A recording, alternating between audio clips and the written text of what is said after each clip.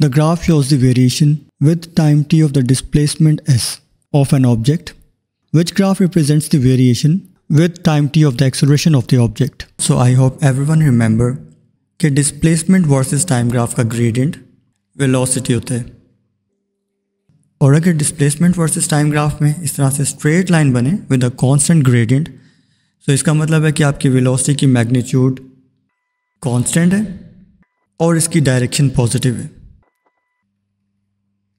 और अगर displacement versus time graph की शेप कुछ इस तरह से हो, सो इट मीन्स कि वेलोसिटी की मैग्नीट्यूड तो कांस्टेंट है लेकिन इसकी डायरेक्शन नेगेटिव है, राइट. सो प्रॉब्लम में जो हमें ग्राफ गिवन है उसकी शेप कुछ इस तरह की है. सो इस सेक्शन में ऑब्जेक्ट की वेलोसिटी पॉजिटिव होगी, right, and here it will be negative. यहाँ पर फिर से पॉजिटिव और इस पार्ट में फिर से नेगेटिव. सो इस ग्रीन पार्ट में ऑब्जेक्ट की वेलोसिटी कांस्टेंट होगी with positive direction. Blue parts में भी ऑब्जेक्ट की वेलोसिटी कांस्टेंट है बट इसकी डायरेक्शन नेगेटिव है. तो अब हम ज़रा इन पीक पॉइंट्स को कंसीडर करते हैं. सो आप पॉइंट पी पे देखोगे that the velocity is changing from positive to negative, right. At Q the velocity is changing from negative to positive, and at point R the velocity is again changing from positive to negative. Alright everyone, so displacement versus time graph से हमें जो information मिली है उसको use करते हुए हम velocity time graph को sketch करते हैं, right. So O से P तक object की velocity constant है और इसकी direction positive है. So let's say for example velocity की value है v. Okay, so O से P तक वेलोसिटी कांस्टेंट है. पी पॉइंट पर इसकी डायरेक्शन चेंज होती है और नेगेटिव हो जाती है. सो अगर पहले पॉजिटिव वी थी तो पॉइंट पी पर ये नेगेटिव वी हो जाएगी, राइट. सो पी से क्यू तक ये फिर से कांस्टेंट है. क्यू पर फिर से डायरेक्शन चेंज हो रही है और डायरेक्शन चेंज हो रही है from negative to positive, so negative to positive. और क्यू से आर तक फिर से ये कांस्टेंट है. आर पर फिर से डायरेक्शन चेंज होती है फ्रॉम नेगेटिव टू पॉजिटिव, और आर से ऑनवर्ड ये फिर से कांस्टेंट है. Alright everyone, so velocity time graph की हमारे पास शेप कुछ इस तरह से आई है. ओके, अब हम वेलोसिटी टाइम ग्राफ को एनालाइज करते हैं और देखते हैं कि हमें एक्सेलरेशन के बारे में क्या इन्फॉर्मेशन देता है. तो पहली चीज़ जो हमें पता होनी चाहिए वो ये कि वेलोसिटी टाइम ग्राफ का ग्रेडियंट एक्सेलरेशन होते हैं. And according to definition of acceleration, acceleration is defined as rate of change of velocity, right. So अगर वेलोसिटी चेंज होगी तो एक्सेलरेशन प्रोड्यूस होगा. एंड प्लीज़ रिमेंबर कि velocity is a vector quantity.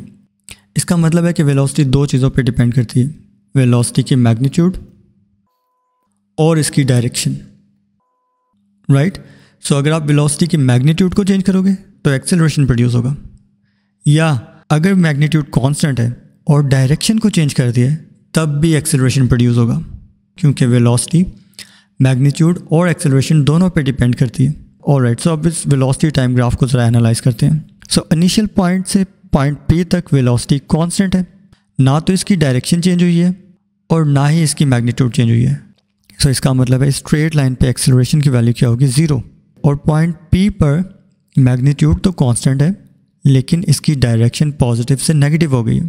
So point P पे एक acceleration produce होगा जिसकी direction positive से नेगेटिव होगी, राइट. ओके, पॉइंट पी से क्यू तक ये फिर से कांस्टेंट है, ना तो इसकी मैग्नीट्यूड चेंज हुई है और ना ही इसकी डायरेक्शन चेंज हुई है, लेकिन पॉइंट क्यू पर इसकी फिर से डायरेक्शन चेंज हुई है. सो क्योंकि पॉइंट क्यू पर वेलोसिटी की डायरेक्शन चेंज हो रही है इसलिए एक्सेलरेशन प्रोड्यूस होगा, और इसकी डायरेक्शन क्या होगी, from negative to positive, right.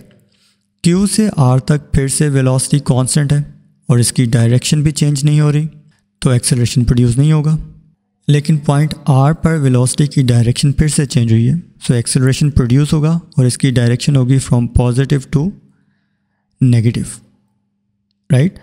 उसके बाद वेलोसिटी फिर से कांस्टेंट है तो फिर से एक्सेलरेशन 0. ऑलराइट, सो अब वेलोसिटी टाइम ग्राफ से जो हमें इन्फॉर्मेशन मिली है उसको यूज़ करते हुए हम एक्सेलरेशन टाइम ग्राफ को ट्रेस करते हैं. So acceleration is 0 from point O to point P, right. Point P पर एक्सेलरेशन प्रोड्यूस हुआ था और इसकी डायरेक्शन थी positive to negative. So positive to negative एक एक्सेलरेशन प्रोड्यूस होगा और P से Q तक फिर से एक्सेलरेशन की वैल्यू थी 0. So again 0. पॉइंट Q पर फिर से एक एक्सेलरेशन प्रोड्यूस हुआ था और इसकी डायरेक्शन थी फ्रॉम नेगेटिव टू पॉजिटिव.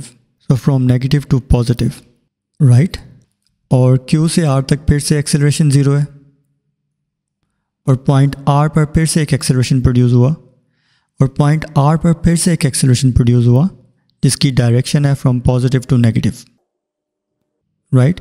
इसके बाद एक्सेलरेशन फिर से 0 है. सो एक्सेलरेशन वर्सेस टाइम ग्राफ की शेप कुछ इस तरह से बनती है.